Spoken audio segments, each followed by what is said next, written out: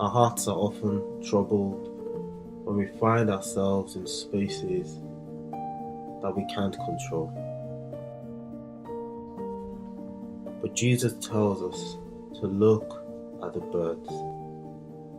He says there is so much outside of their control. They don't plant or harvest or store food in barns.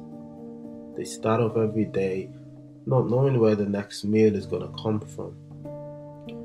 But they have rest because our Heavenly Father feeds them. He takes care of them.